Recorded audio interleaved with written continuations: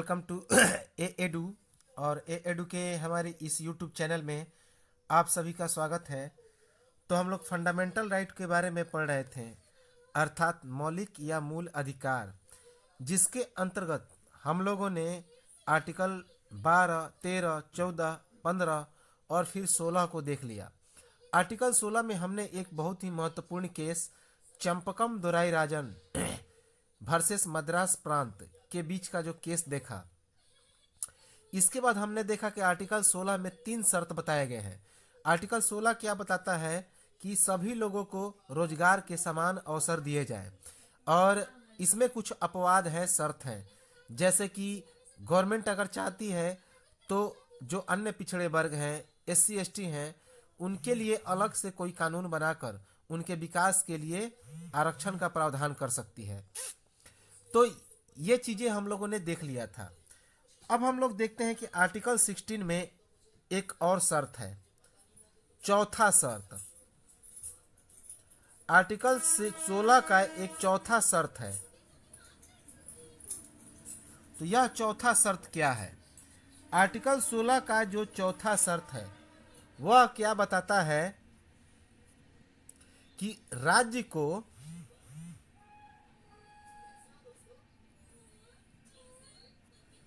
यह अधिकार है कि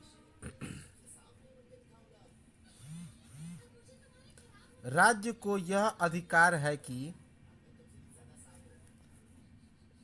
वह देश के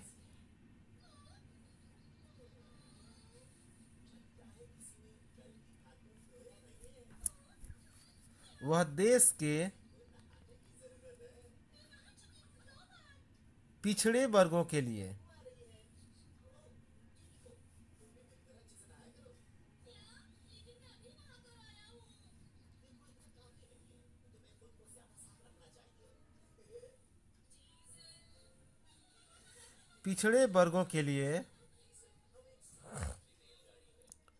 नियुक्ति से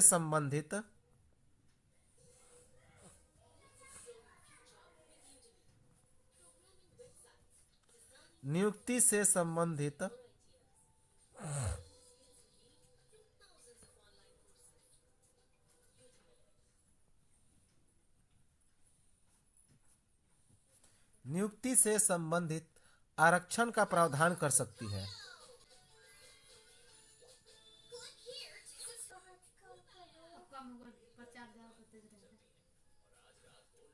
आरक्षण का प्रावधान कर सकती है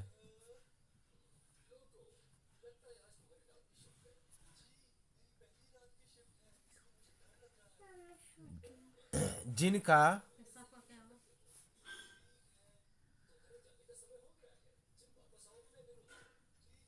जिनका राज्य के अधीन सेवाओं में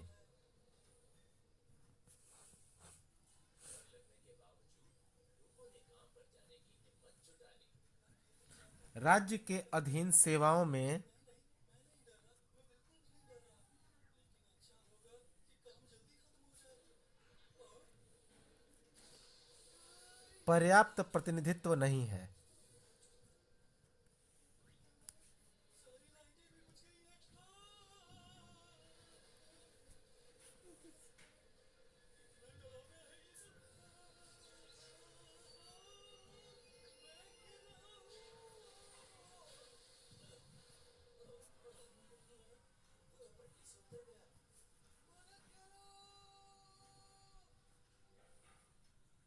पर्याप्त प्रतिनिधित्व नहीं है, तो राज्य को यह अधिकार प्राप्त है। आर्टिकल 16 का एक शर्त है कि वह देश के पिछड़े वर्गों के लिए समान, जो हम लोग जानते हैं कि जो आर्टिकल 16 में लिखा हुआ है रोजगार के प्रति समान अवसर देना, लेकिन उसके लिए पिछड़े वर्गों के लिए भी एक शर्त है कि वह देश के जो राज्य है वह देश के पिछड़े वर्गों के लिए नियुक्ति से संबंधित आरक्षण का प्रावधान कर सकती है। अर्थात जो ओबीसी हैं, अन्य पिछड़े वर्ग हैं, उनके लिए राज्य क्या कर सकती है? तो आरक्षण का प्रावधान कर सकती है, जिनका राज्य के अधीन सेवाओं में क्या है? तो पर्याप्त प्रतिनिधित्व नहीं है। याद रखेंगे। भारतीय संविधान में एक बात याद रखेंगे कि भारतीय संविधान में भारतीय संविधान में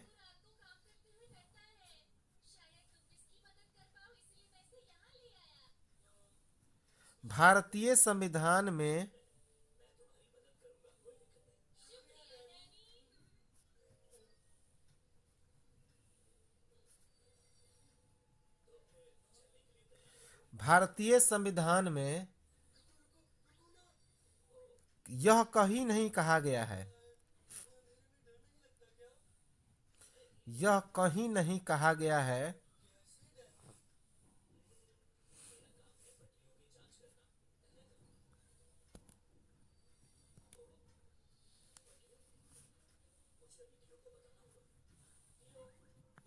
कि कौन जाति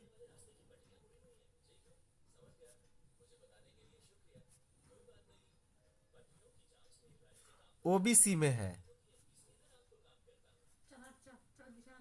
ओबीसी अर्थात अन्य पिछड़ा वर्ग, अदर बैकवर्ड कास्ट, ओबीसी में है और कौन नहीं।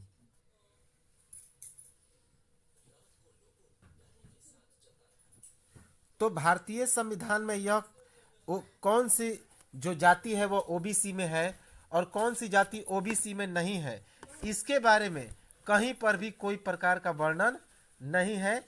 याद रखेंगे, इंपॉर्टेंट है। अब हम लोग देखते हैं, अब इस चौथे शर्त में भी दो चीजें जोड़ी गई। चौथे शर्त में भी क्या किया गया कि भारत कांग्रेस की जो उस समय भारत सरकार में कांग्रेस की सरकार थी, तो 1993 में 1993 ईस्वी में भारत में कांग्रेस की सरकार थी। तो 1993 ईस्वी में एक आरक्षण नियम बना। आरक्षण नियम लागू हुआ। उस समय कौन सी सरकार थी भारत में? तो कांग्रेस सरकार के द्वारा। भारत में उस समय कांग्रेस की सरकार थी, तो उस कांग्रेस की सरकार के द्वारा रिजर्वेशन लॉ लागू किया गया। भारत में रिजर्वेशन लॉ लागू किया गया। क्या किया गया? और उसके बाद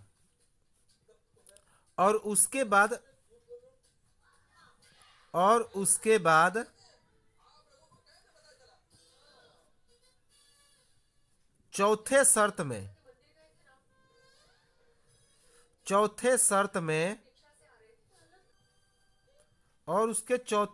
में दो अलग और शर्तें जोड़ी गई। शर्तें 16-14 क और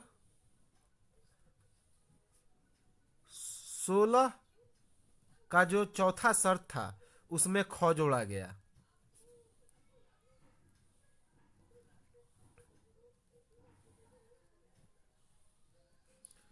तो 1993 में एक आरक्षण नियम लागू हुआ ओबीसी के लिए, एक जिसे हम लोग क्या कहते हैं, राष्ट्रीय आयोग। उसी में आरक्षण नियम लागू हुआ और एक राष्ट्रीय आयोग का गठन हुआ और आर्टिकल 340 का उपयोग किया गया। तो हम लोग देखेंगे राष्ट्रपति के द्वारा आर्टिकल 340 जो कि ओबीसी आरक्षण से संबंधित है, जो कि हम लोग जब आगे पढ़ेंगे राष्ट्रपति के बारे में तो इसे देखेंगे। तो दो शर्तें जोड़ी गई। चौथे शर्त के अंतर्गत भी दो शर्तें जोड़ी गई 1993 में, 1993 में, और एक आरक्षण नियम लागू हुआ।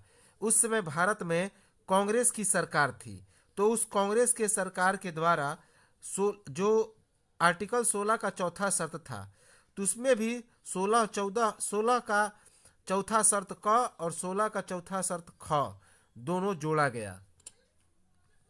अब ये दोनों शर्त क्या था? तो देखें 16 का जो चौथा शर्त है उसका क क्या कहा जाता है। तो क क्या कहा कि अनुसूचित जाति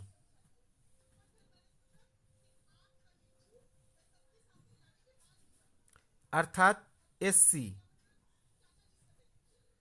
और अनुसूचित जनजाति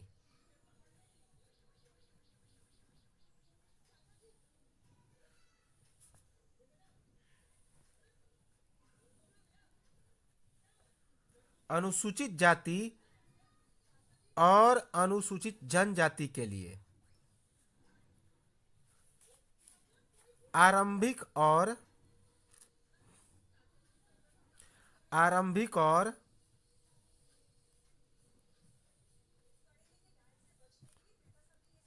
पदोन्नति में आरक्षण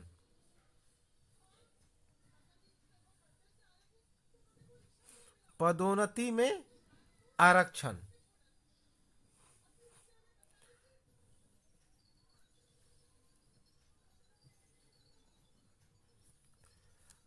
अब देखिए, चूंकि इसमें क्या किया गया कि सुप्रीम कोर्ट ने 1993 ईस्वी में ओबीसी के लिए आरक्षण तो दिया, लेकिन प्रमोशन में आरक्षण को क्या कर दिया कि ओबीसी को नहीं दिया। लेकिन 1993 में ओबीसी को, ये जो एससी और एसटी थे, उन्हें ज्वाइनिंग में और प्रमोशन में, पदोन्नति में और ज्वाइनिंग में, दोनों में आरक्षण का प्रावधान कर दिया गया। अब यहां पे चूंकि जो सुप्रीम कोर्ट था, चूंकि सुप्रीम कोर्ट ने ओबीसी के लिए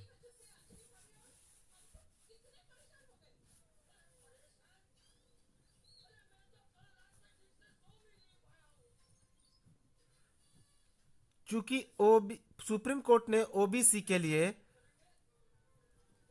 प्रमोशन में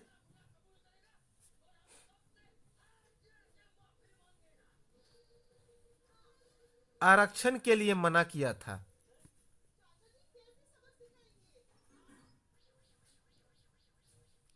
आरक्षण के लिए मना किया था।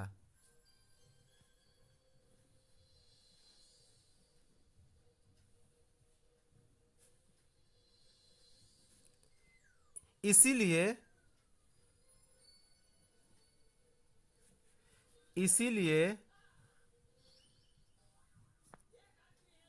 यह जो 16 का चौथा शर्त है उसका क का विरोध नहीं हुआ।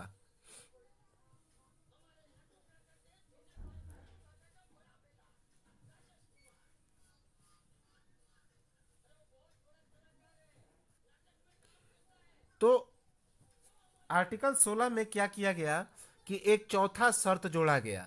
आर्टिकल 16 में चौथा शर्त जोड़ा गया। उस चौथे शर्त में भी दो शर्तें जोड़ी गई। एक एससी एसटी के आरक्षण, जो ज्वाइनिंग है और प्रमोशन है, दोनों में आरक्षण, और साथ ही साथ ओबीसी के लिए भी यह आरक्षण की घोषणा की गई। उसके लिए एक राष्ट्रीय आयोग का गठन हुआ ओबीसी के लिए।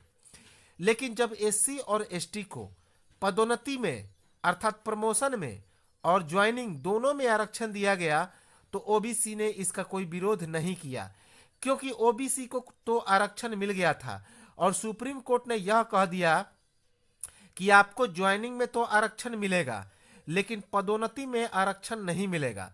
पदोन्नति में आरक्षण का प्रावधान उसी के लिए है जो समाज में बिल्कुल ही निचले स्तर पर है। तो इस कारण ओबीसी ने इसका कोई विरोध नहीं किया, क्योंकि ज्वाइनिंग के साथ साथ उनको पदोन्नति में भी आरक्षण मिले तो वे आगे बढ़ सकते हैं, क्योंकि वे काफी निचले पायदान पर थे।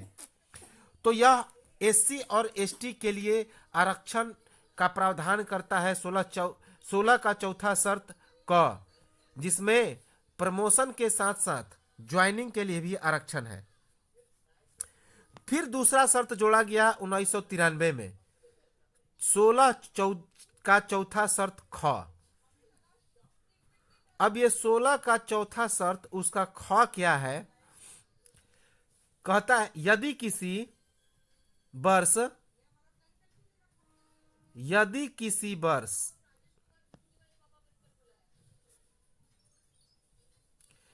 किसी वर्ष आरक्षित स्थानों में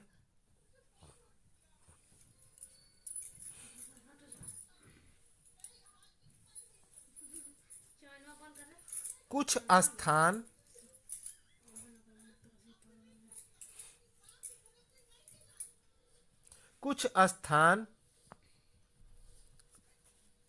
भरे नहीं जा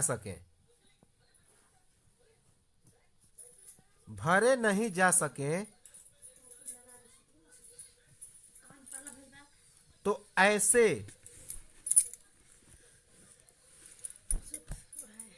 बकाया बैकलॉग को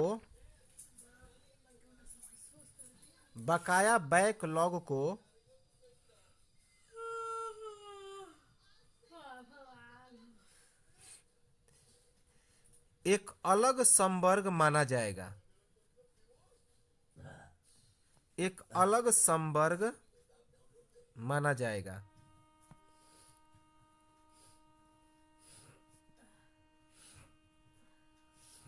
अब इसे हम लोग समझ लेते हैं कि ये बैकलॉग सिस्टम क्या है। बैकलॉग सिस्टम जो है, यह चौथा जो शर्त है उसमें एक नया शर्त जोड़ा गया। 16 का जो चौथा शर्त है उसमें 16 का चौथा ख जोड़ा गया। तो ख में क्या कहा गया? यदि किसी वर्ष आरक्षित स्थानों में कुछ स्थान नहीं भर जा सके तो उन्हें बैकलॉग कहा जाता है। तो ऐसे बकाया बैकलॉग को एक अलग संवर्ग ही माना जाएगा। तो इसे इस प्रकार समझें, जैसे कि मान लिया जाए कि 50% आरक्षण दे दिया गया। उदाहरण के लिए यदि मान लेते हैं कि 2020 में 100 वैकेंसी आई। अब इस 100 वैकेंसी में, जैसे कि वर्ष 2020 है, इस वर्ष 2020 में कितने वैकेंसी आई? तो 100 रिक्ति आई। अब यदि जो 100 रिक्ति है, 100 वैकेंसी है, इस 100 वैकेंसी में 50% जो सीट हो गया वह रिजर्व कैटेगरी के लिए हो गया, अर्थात 50% आरक्षित श्रेणी के लिए हो गया। अर्थात इसमें SC, ST, OBC, महिला ये सभी आ गए। बाकी जो 50% सीटें बची वह सामान्य सीटें हो गई, अर्थात इसमें सवर्ग सामान्य वर्ग के लोग आ सकते हैं और इसमें जो आरक्षित श्रेणी है वे भी आ सकते हैं, अर्थात यह ओपन सीट है। अब देखिए, यदि ये जो 50% सीटें हैं आरक्षित, तो ये सीटें, इन सीटों में से ये टोटल भर गया, यह जो है पूरा सीट भर गया, यह सीट पूरा भर गया, क्योंकि इसमें जनरल की सीट है तो सभी लोग इसमें शामिल हुए और इसी कारण यह सीट पूरा भर गया। बाकी जो 50% रिजर्व कैटेगरी था, इसमें केवल 25% ही सीटें बच गई। 25% सीटें ही क्या भरी? तो भरी, अर्थात जो 25% सीट थी वह खाली की खाली रह गई। वही सीट जो खाली रही उसी को ही क्या कहा जाएगा? तो बैकलॉग कहा जाएगा। उसी को क्या कहा जाएगा? तो 25% सीट को बैकलॉग, अर्थात जो अगली वैकेंसी आएगी उस वैकेंसी में इस 25% का जो बैकलॉग सीट है उसे ऐड कर दिया जाएगा और इन अलग सीटों पर अलग से आरक्षण की व्यवस्था रहेगी। याद रखेंगे। फिर इसमें जो है यह 50% का आरक्षण नियम लागू होगा। जो अगली वैकेंसी में यह 25% सीट जोड़ा जाएगा, उस वैकेंसी के जो आरक्षण जो सीट होगी उस आरक्षण सीट में यह सीट जोड़ा जाएगा और इस सीट में भी यह 50% का आरक्षण नियम लागू होगा। याद रखेंगे। तो यही कहा जाता है बैकलॉग सीट और यह आर्टिकल 16 के चौथे शर्त में जोड़ा गया 1993 ईस्वी में। कब जोड़ा गया? तो 1993 में। यही 1993 में 2 शर्तें जोड़ी गई, याद रखेंगे। एक चौथा का ख और दूसरा चौथा का ख, याद रखेंगे। यही बैकलॉग सीट कही जाती है। तो इस प्रकार जो अगली वैकेंसी आएगी उसमें आरक्षित सीटों की संख्या बढ़ के कितनी हो जाएगी, तो एक तो 25% बैकलॉग का और एक जो 50% जो एक रूल है कि 50% रिजर्व कैटेगरी के रहेंगे ही रहेंगे, तो 75% जो है वह आरक्षित सीटें हो जाएगी। यह जो काम किया गया इस पर ओबीसी वालों ने कोई विरोध नहीं किया, क्योंकि यह सीटें खाली की खाली ही रह जाती थी, याद रखेंगे। तो इसी को आगे बढ़ाने के लिए यह आरक्षण का प्रावधान लागू किया गया, प्रमोशन में और ज्वाइनिंग दोनों में, एससी एसटी के लिए। अब देखिए आर्टिकल 16 में एक 5वां शर्त जोड़ा गया। आर्टिकल 16 में एक 5वां शर्त जोड़ा गया, याद रखेंगे। अब ये 5वां शर्त क्या है, तो आर्टिकल 16 में एक और शर्त जोड़ा गया, 5वां शर्त, याद रखेंगे। अब यह शर्त क्या है, तो 5वां जो शर्त है वह कहता है कि राज्य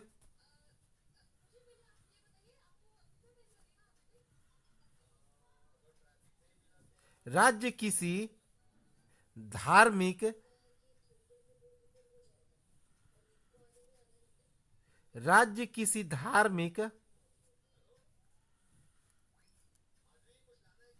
या सांप्रदायिक संस्थाओं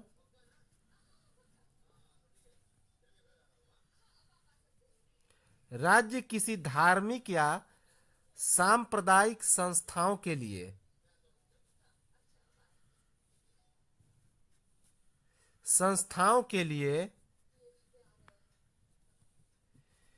केवल उसी धर्म से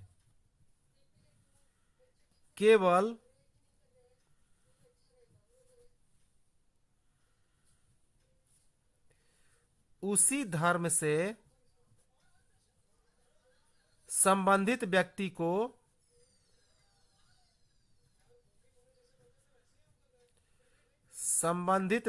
को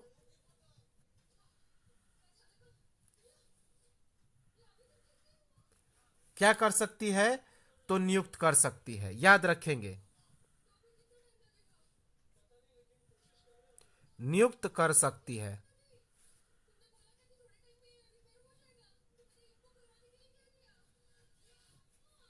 तो 5वां शर्त जोड़ा गया कि ठीक है, समान रोजगार के समान अवसर मिलेंगे, सभी लोगों को एक समान रूप से देखा जाएगा।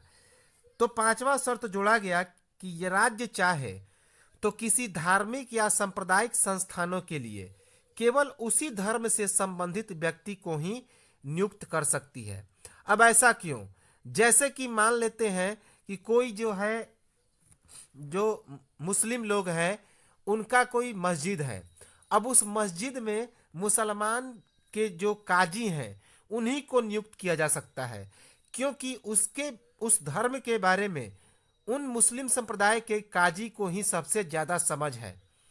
तो इसी कारण उसी धर्म के संबंधित व्यक्ति को ही नियुक्त कर सकती है राज्य। अब जैसे पारसी है, तो पारसी के बारे में जो क्या है पूजा पाठ, क्या है उनका जो धार्मिक मामला, तो यह पारसी का जो मुख्य जो एक तरह से पुजारी कह सकते हैं उन्हीं को ही पता होगा।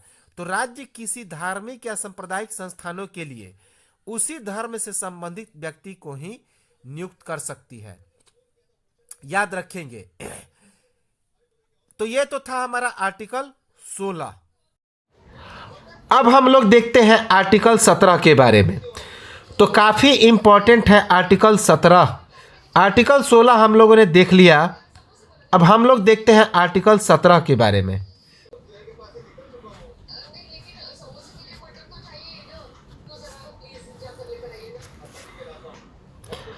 अब हम लोग देखते हैं आर्टिकल 17 के बारे में। तो आर्टिकल 17 क्या कहता है, आर्टिकल 17 कहता है अस्पृश्यता का अंत, बहुत ही इंपॉर्टेंट है। कई बार एग्जाम में यह पूछा जा चुका है। अस्पृश्यता का अंत।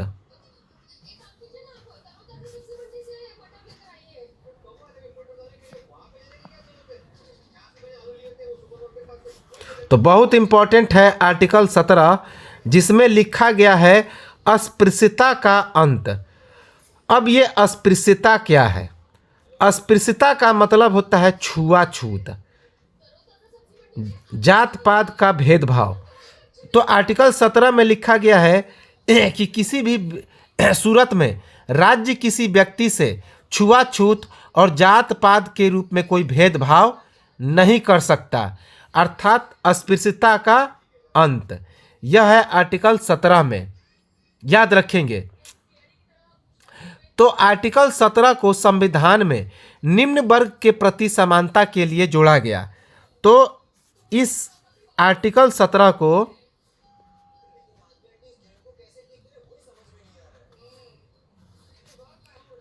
अनुच्छेद 17 को संविधान में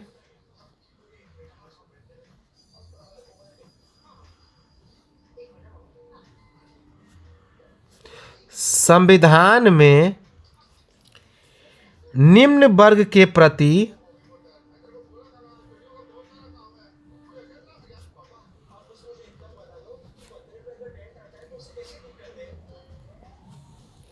समानता के लिए जोड़ा गया।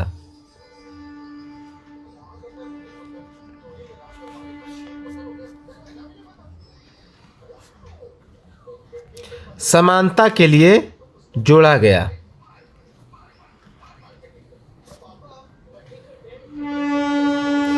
जैसे कि जो निचले वर्ग के लोग हैं उनसे छुआछूत की भावना न जगे, तो इसी कारण भारतीय संविधान में यह आर्टिकल 17 को जोड़ा गया, ताकि जो निम्न वर्ग के लोग हैं उनके प्रति लोगों का जो व्यवहार है वह समान रहे, अर्थात उनसे लोग असमानता की भावना न रखें, छुआछूत की भावना न रखें। याद रखेंगे। तो आर्टिकल 17 कहता है अस्पृश्यता का अंत। याद रखेंगे, अर्थात छुआछूत नहीं होना चाहिए। याद रखेंगे। अब देखिए आर्टिकल जो 35 है उसके अंतर्गत संसद को क्या अधिकार दिया गया है कि अस्पृश्यता के अंत के लिए वह संसद कानून बना सकती है, दंड का प्रावधान कर सकती है। याद रखेंगे। तो 1955 ईस्वी में एक बात याद रखेंगे, 1955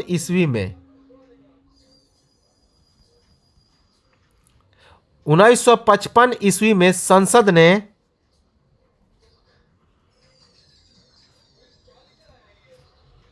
अनुच्छेद 35 के तहत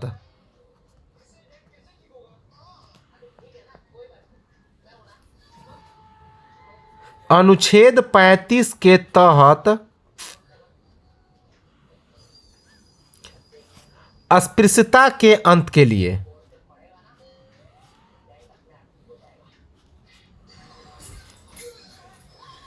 अस्पृश्यता के अंत के लिए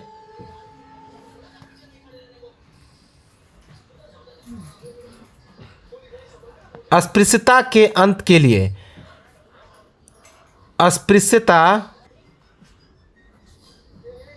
अस्पृश्यता अपराध अधिनियम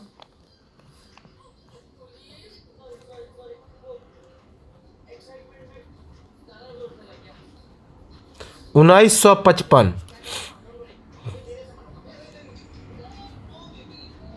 पारित किया। तो इम्पॉर्टेंट है, याद रखेंगे कि यह पूछा जाता है कि अस्पृश्यता अपराध अधिनियम कब पारित किया गया, तो 1955 में। इसी कारण उसका नाम ही रख दिया गया अस्पृश्यता अपराध अधिनियम 1955। तो संसद ने 1955 ईस्वी में अस्पृश्यता अपराध अधिनियम 1955 पारित किया। याद रखेंगे, जिसमें सामाजिक भेदभाव के लिए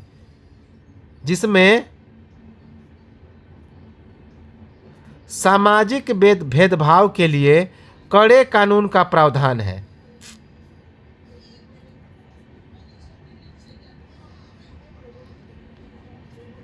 भेदभाव के लिए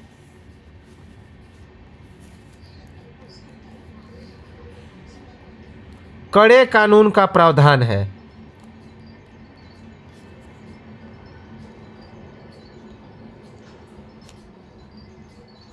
कड़े कानून का प्रावधान है।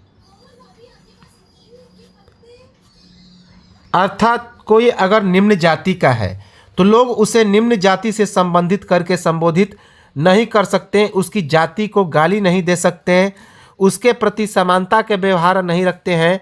तो इन सब के लिए यह जो भेदभाव है उसके लिए 1955 का जो कानून है अस्पृश्यता अपराध अधिनियम, तो उसके तहत क्या कड़ी से कड़ी सजा दी जा सकती है। तो अस्पृश्यता अपराध अधिनियम 1955 ईस्वी में क्या किया गया, तो पारित किया गया। जो आर्टिकल किसके तहत, अनुच्छेद 35 के तहत आर्टिकल 35 का यूज करके यह अधिनियम बनाया गया, पारित किया गया, याद रखेंगे। अब अस्पृश्यता जो अधिकार अधिनियम है, अस्पृश्यता अपराध अधिनियम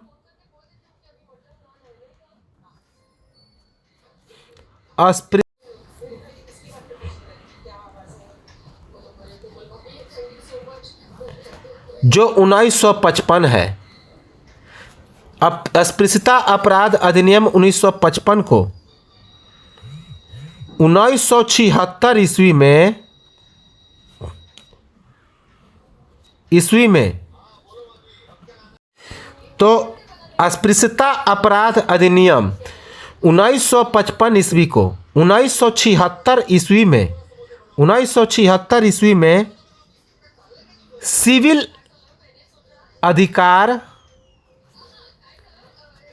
सिविल अधिकार संरक्षण अधिनियम कर दिया गया। संरक्षण अधिनियम कर दिया गया, अधिनियम कर दिया गया।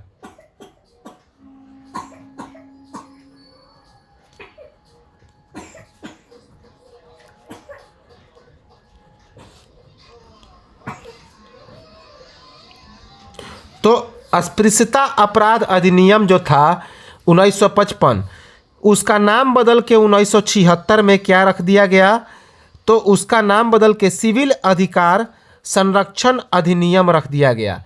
सिविल अधिकार संरक्षण अधिनियम कर दिया गया, याद रखेंगे। क्यों किया गया, क्योंकि अस्पृश्यता अधिकार अधिनियम से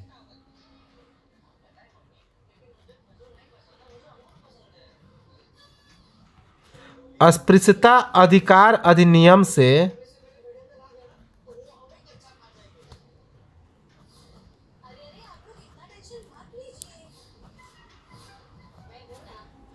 अधिकार अधिनियम से बार बार अस्पृश्यता शब्द आने लगा। अस्पृश्यता शब्द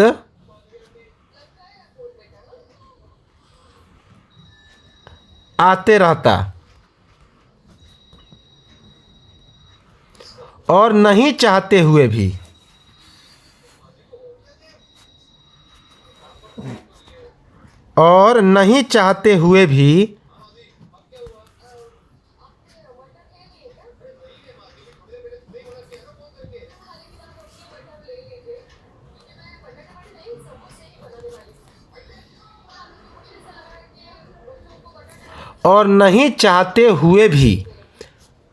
सामाजिक भेदभाव बना रहता।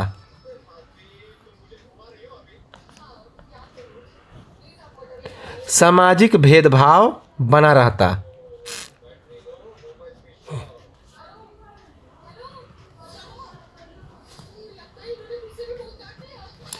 तो जो अस्पृश्यता अपराध अधिनियम 1955 था, तो उसका नाम बदल के 1976 में क्या कर दिया गया, तो उसका नाम कर दिया गया सिविल अधिकार संरक्षण अधिनियम। क्योंकि अस्पृश्यता अधिकार अधिनियम, अस्पृश्यता अपराध अधिनियम बार बार बोलने से अस्पृश्यता शब्द आते रहता और इससे क्या रहता, तो सामाजिक भेदभाव नहीं चाहते हुए भी यह बना रहता। तो इसी कारण इसका नाम बदल के क्या रख दिया गया, तो सिविल अधिकार संरक्षण अधिनियम। याद रखेंगे, इंपॉर्टेंट है। एक बात याद रखेंगे, अस्पृश्यता की परिभाषा कहीं नहीं बताया गया, अस्पृश्यता की परिभाषा कहीं नहीं बताया गया और अस्पृश्यता अपराध अधिनियम में भी उसके बारे में नहीं बताया गया। याद रखेंगे कि अस्पृश्यता की परिभाषा कहीं पर भी नहीं बताया गया।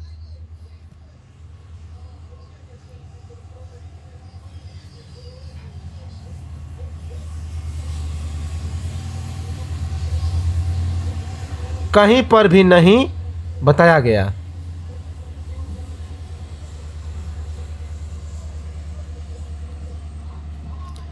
कहीं पर भी नहीं बताया गया और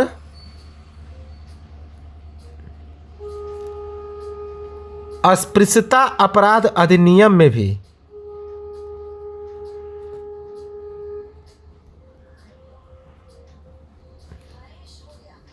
अपराध अधिनियम में भी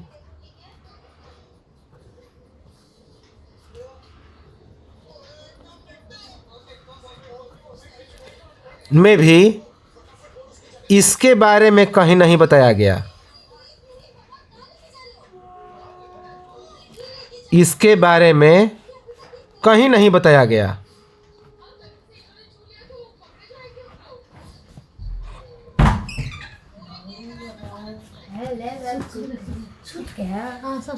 इसके बारे में कहीं नहीं बताया गया। अब लेकिन तो अस्पृश्यता की परिभाषा के बारे में कहीं पर नहीं बताया गया, साथ ही साथ अस्पृश्यता अपराध अधिनियम में भी इस अस्पृश्यता शब्द के बारे में कहीं नहीं बताया गया। लेकिन मैसूर उच्च न्यायालय ने, मैसूर हाईकोर्ट ने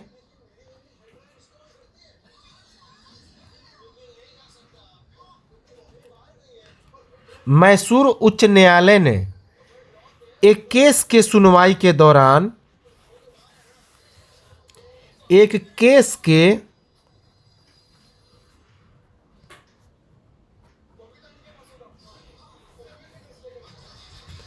सुनवाई के दौरान, एक केस के सुनवाई के दौरान अस्पृश्यता के बारे में बताया। अस्पृश्यता के बारे में बताया।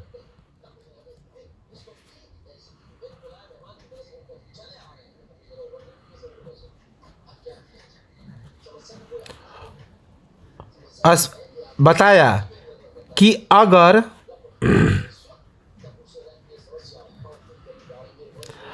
किसी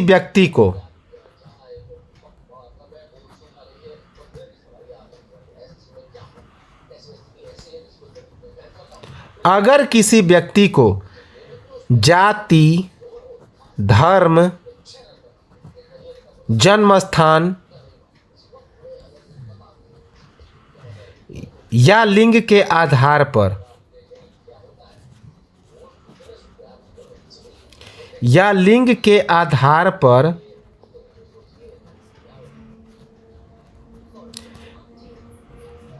भेदभाव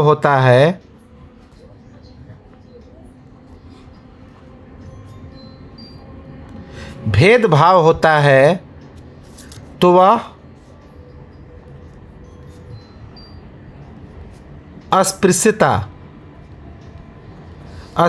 अर्थात छुआछूत के अंतर्गत आएगा। अस्पृश्यता अर्थात छुआछूत के अंतर्गत आएगा।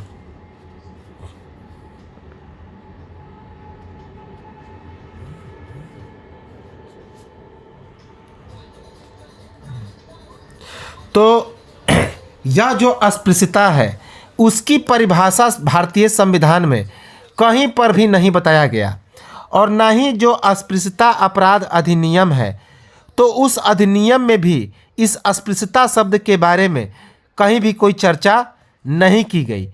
लेकिन जो मैसूर हाईकोर्ट था उसने एक सुनवाई के दौरान अस्पृश्यता के बारे में बताया कि यदि किसी व्यक्ति को जाति, धर्म, जन्म स्थान या लिंग के आधार पर भेदभाव किया जाता है तो वह अस्पृश्यता अर्थात छुआछूत के अंतर्गत आएगा, याद रखेंगे। और सार्वजनिक स्थानों आदि पर यह जो भेदभाव है, अगर कोई किसी व्यक्ति से सार्वजनिक स्थान पर भेदभाव करता है तो वह भी अस्पृश्यता के अंतर्गत में आएगा, याद रखेंगे। साथ ही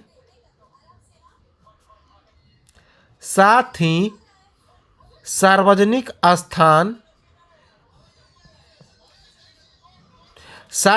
स्थान अर्थात जहाँ सभी जाति और धर्म के लोग क्या होते हैं, इकट्ठे होते हैं, जैसे कि होटल, पार्क,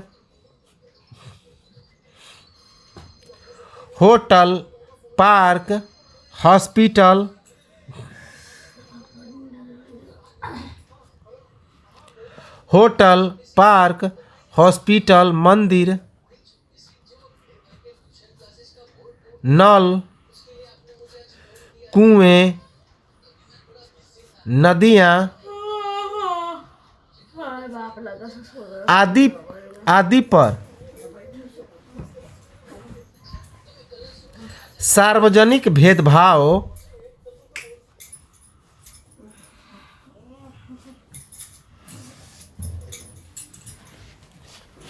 आदि पर सार्वजनिक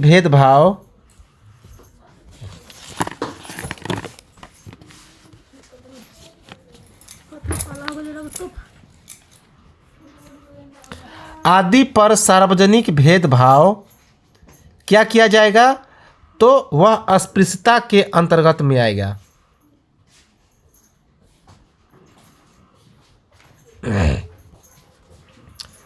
अस्पृश्यता के अंतर्गत आएगा,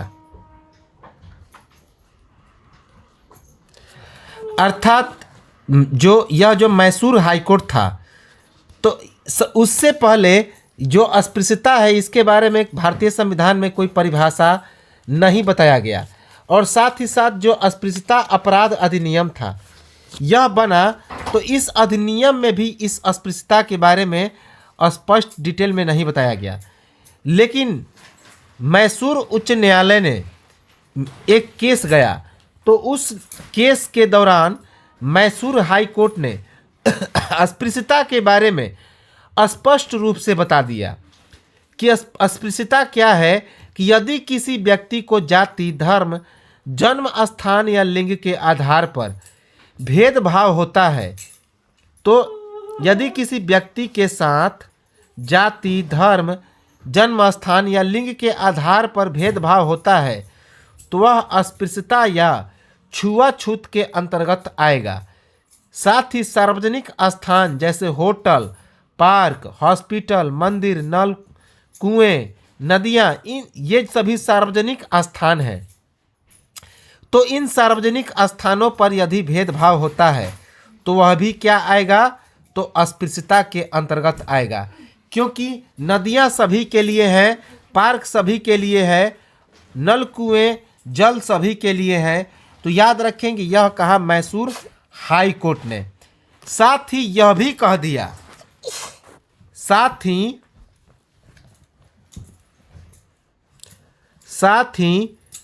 मैसूर उच्च न्यायालय ने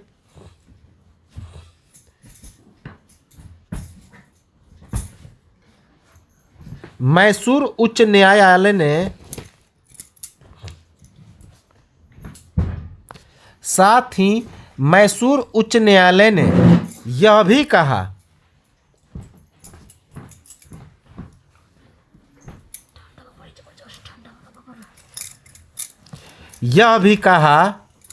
कि अगर किसी व्यक्ति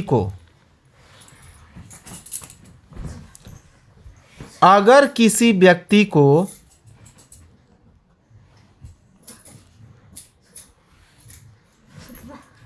किसी सामाजिक संस्था अगर किसी व्यक्ति को किसी सामाजिक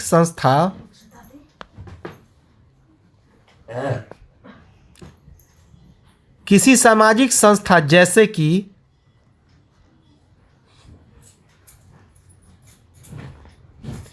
ग्राम पंचायत,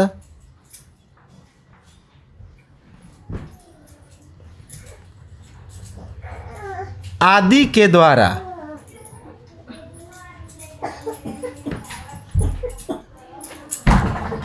बहिष्कार किया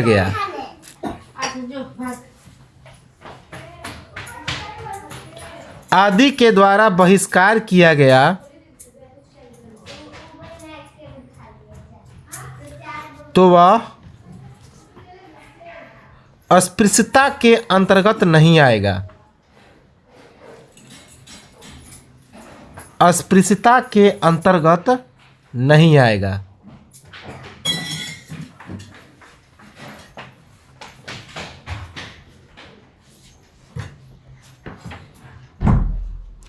तो यह जो मैसूर हाईकोर्ट था उसने कहा कि यह जो अस्पृश्यता है उसका मतलब होता है जाति, धर्म या जन्म स्थान के आधार पर कोई भेदभाव करना। अगर ऐसा होता है तो यह अस्पृश्यता के अंतर्गत में आएगा।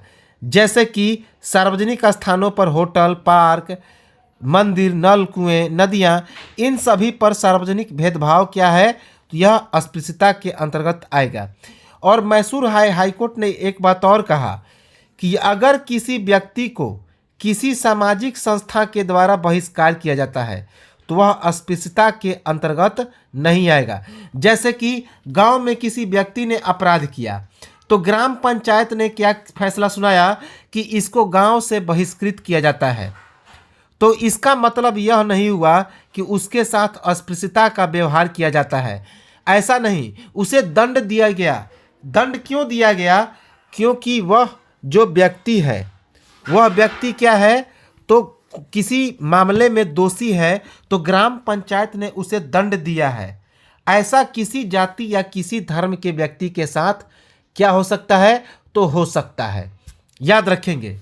तो इसी कारण यह मैसूर हाईकोर्ट ने कहा कि अस्पृश्यता का मतलब यह नहीं हुआ कि यदि कोई सामाजिक संस्था के द्वारा बहिष्कृत हो रहा है तो उस पर अस्पृश्यता का कानून लागू हो रहा है। ऐसा नहीं है, उसे दंड दिया जा रहा है, उस समाज से बहिष्कृत किया जा रहा है, क्योंकि यदि वह उस समाज में रहेगा तो वह यह जो घटनाएं हैं अर्थात वह लोगों के साथ दुर्व्यवहार करता रहेगा, अपनी कुरीतियों को उजागर करता रहेगा। तो इसीलिए उसे समाज से बहिष्कृत होना जरूरी है और यह अस्पृश्यता के अंतर्गत नहीं आएगा। अब हम लोग देखते हैं आर्टिकल 18, जो यह भी एक इम्पॉर्टेंट है। तो अनुच्छेद 18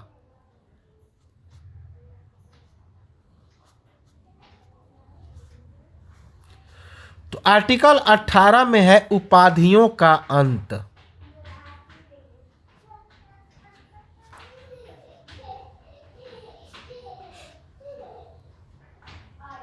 उपाधियों का अंत।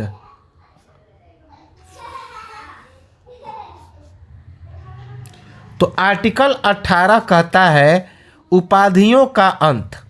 जैसे कि हम लोग पढ़े हैं हिस्ट्री में, महात्मा गांधी को कैसरे हिंद की उपाधि मिली थी, जो बाद में जालियांवाला जो बाग कांड हो गया रॉलेट एक्ट के बाद, उन्होंने यह कैसरे हिंद की उपाधि रिटर्न कर दी थी।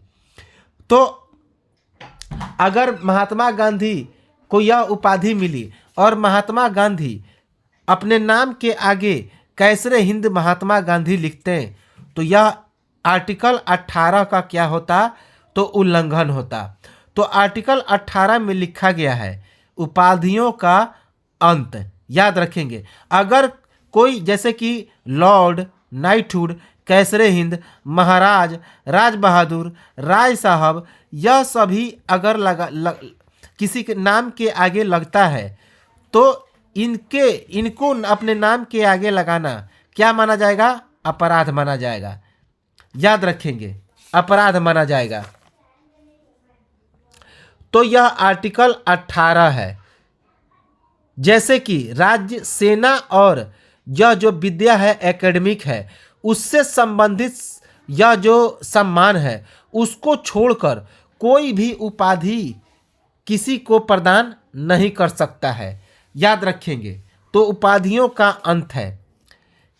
जैसे कि पहले नाम के आगे क्या लगता था?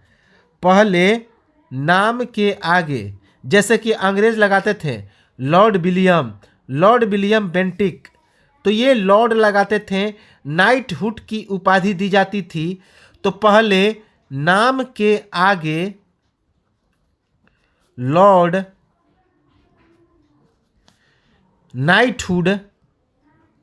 नाइटहुड, कैसरे हिंद,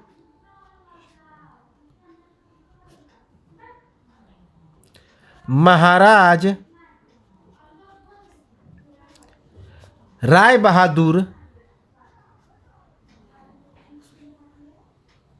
बहादुर या राज बहादुर, राज साहब,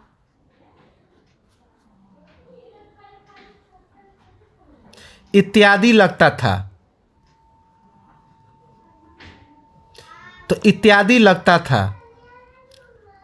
लेकिन जब आर्टिकल 18 जोड़ा गया पर अनुच्छेद 18 के तहत,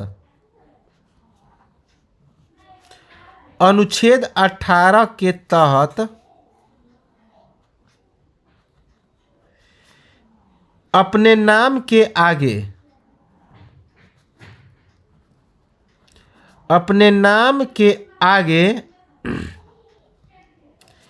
इन उपाधियों को लगाना अपराध माना गया। इन उपाधियों को लगाना अपराध माना गया।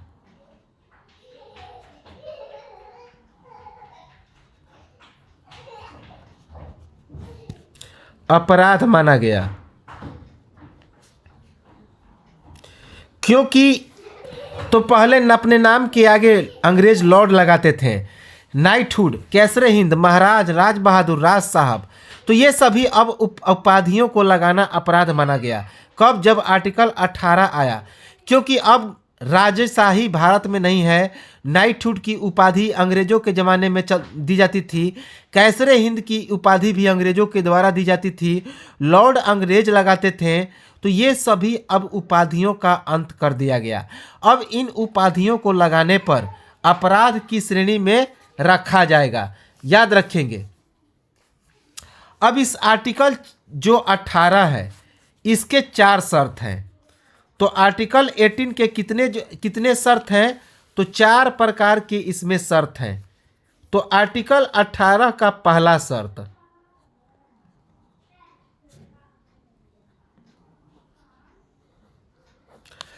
पहला शर्त क्या कहता है कि राज्य, पहला शर्त कहता है राज्य, सेना और विद्या, सेना और विधा, विधा अर्थात एकेडमिक, विधा अर्थात एकेडमिक, कि राज्य सेना और विधा से संबंधित सम्मान को छोड़कर, संबंधित सम्मान को छोड़कर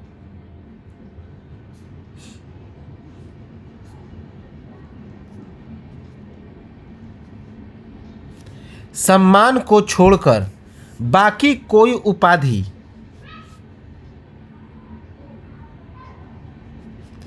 बाकी कोई उपाधि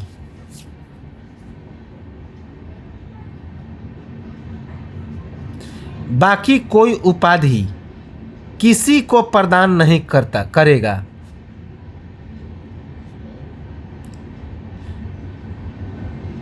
प्रदान नहीं करेगा। तो इसमें लिखा है पहले शर्त में, आर्टिकल 18 का पहला शर्त कहता है कि राज्य जो है वह सेना और विधा अर्थात एकेडमिक को छोड़कर बाकी किसी के लिए भी कोई उपाधि रखने का प्रावधान नहीं करेगा। जैसे कि मेजर जनरल वीर प्रताप सिंह, तो यह सेना की उपाधि है, तो इसमें मेजर लगा सकते हैं, लेफ्टिनेंट लगा सकते हैं। लेकिन यदि कोई किसी व्यक्ति को भारत रत्न मिला, किसी व्यक्ति को पद्मश्री मिला, तो उसे ये नहीं कहेंगे भारत रत्न डॉक्टर राजेंद्र प्रसाद, पद्मश्री जवाहरलाल नेहरू, तो ऐसा नहीं कहेंगे।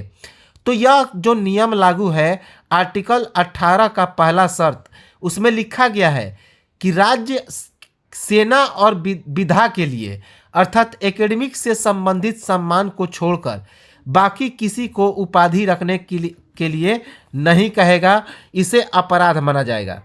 जैसे कि उदाहरण के लिए लेफ्टिनेंट, उदाहरण के लिए लेफ्टिनेंट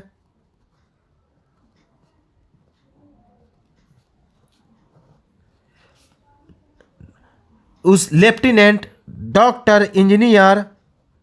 जैसे डॉक्टर एक क्या है, तो विधा है, पेशा है, तो लिखते हैं डॉक्टर रमेश कुमार, इंजीनियर रमेश कुमार, तो ये सभी जो है उपाधियां लिख सकते हैं। ये विधा है, लेफ्टिनेंट, जनरल, ये सभी क्या है, तो यह सभी सेना के पद हैं।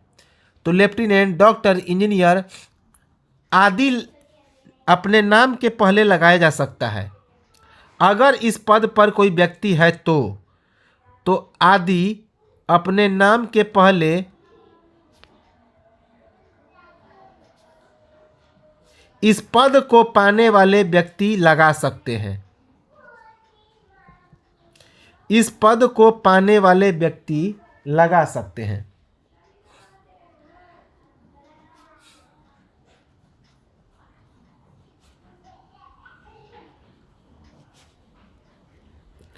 अगर कोई व्यक्ति डॉक्टर है तो वह लिख सकता है डॉक्टर अपने नाम के पहले लगा सकता है। अगर कोई व्यक्ति लेफ्टिनेंट है, जनरल है, तो वह लिख सकता है lieutenant colonel Vikram Singh. Engineer है तो वह भी लिख सकता है अपने नाम के पहले इंजीनियर रमेश कुमार। तो ये सभी लिख सकता है क्योंकि ये विधा और सेना के पद हैं। लेकिन देश या विदेश का कोई पुरस्कार, लेकिन देश या विदेश का कोई पुरस्कार, जैसे कि भारत रत्न, जैसे भारत रत्न, पद्म विभूषण,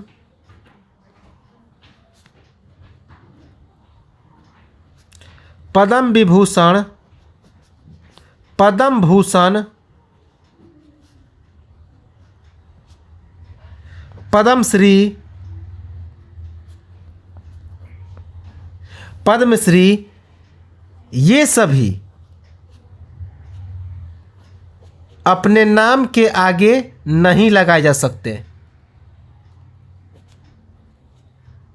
अपने नाम के आगे नहीं लगाए जा सकते।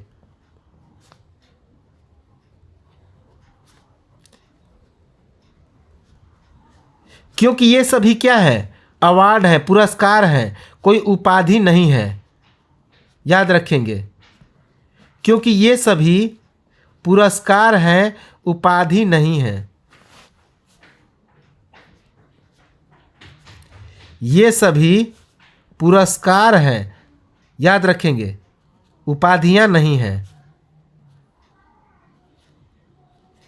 उपाधियां नहीं हैं। तो हमने बताया था कि जैसे कोई पुरस्कार मिलता है, भारत रत्न, ध्यानचंद पुरस्कार, उसके बाद पद्मश्री, पद्म भूषण, पद्म विभूषण, तो ये सभी जो है पुरस्कार हैं, तो इनको अपने नाम के प्रति नाम के आगे नहीं लगाया जा सकता, लेकिन क्योंकि ये सभी उपाधियां नहीं हैं, पुरस्कार हैं, लेकिन लेफ्टिनेंट, डॉक्टर, इंजीनियर ये सभी लगाया जा सकता है। याद रखेंगे, इम्पॉर्टेंट है। तो इस आर्टिकल 16 की आर्टिकल 18 के और भी सारे शर्तों को हम लोग देखेंगे और एक महत्वपूर्ण केस देखेंगे। उसका नाम है, उस केस का नाम है, यह जो बालाजी राघवन बनाम भारत संघ केस, जो कि 1996 में आया था। तो 1996 ईस्वी में बालाजी राघवन बनाम भारत संघ केस को हम लोग क्या करेंगे, तो डिटेल में चर्चा करेंगे इस आर्टिकल 18 के तहत। इसके बाद यह आर्टिकल जो हमारा मौलिक अधिकार है, इसका सबसे इंपॉर्टेंट हम लोग देखेंगे आर्टिकल 19, जिसे हम लोग क्या कहते हैं, तो स्वतंत्रता का अधिकार कहते हैं। कई सारे फ्रीडम के इसमें राइट बताए गए हैं जो कि काफ़ी इम्पॉर्टेंट है। तो इसको हम लोग देखेंगे अगले वीडियो में और इसके बाद इसे काफ़ी डिटेल में चर्चा करेंगे।